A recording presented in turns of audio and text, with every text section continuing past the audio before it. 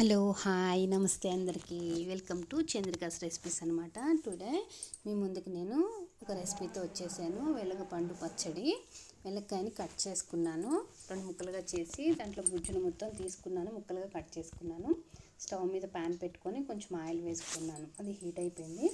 ఒక స్పూన్ పచ్చిశనగపప్పు, ఒక స్పూన్ మినప్పప్పు, ఒక స్పూన్ ధనియాలు, అర స్పూన్ జీలకర్ర, అర స్పూన్ ఆవాలు వేసేసుకున్నాను. ఇవి కొంచెం వేగిపోయాయి. ఇవి కొంచెం వేగిపోయిన తర్వాత పచ్చిమిర్చి అండ్ ఎండుమిర్చి తీసుకుందాము. కరివేపాకు కూడా వేసేసుకుందాము. ఇందులో పచ్చిమిర్చి వేసాను, వేగిపోయినాయి. తర్వాత ఎండుమిర్చి కూడా వేసాను, రెండు వేగిపోయినాయి. ఇందులో కొంచెం కరివేపాకు కూడా తీసేసుకున్నాను. అవి కూడా మొత్తం వేగిపోయిన తర్వాత 2 స్పూన్స్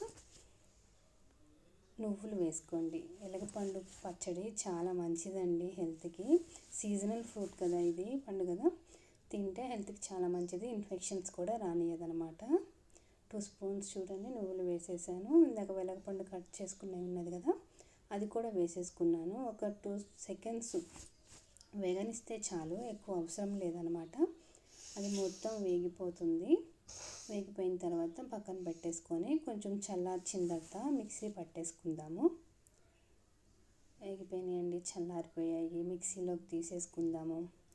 మొత్తం తీసేసుకున్నాను చూడండి. మిక్సీలోకి ఒక 6 వెల్లుల్లిపాయ రెబ్బలు వేసుకున్నాను. తగినంత ఉప్పు వేసుకోండి. ఇది గ్రైండ్ చేసేసుకుందాము. కొంచెం గ్రైండ్ అయిన తర్వాత చిన్న బెల్లం ముక్క వేసుకుందాము. వెలగపండు వగరుగా ఉంటుంది కదా, అందుకని బెల్లం ముక్క వేసుకుంటే టేస్ట్ ఉంటుంది అనమాట.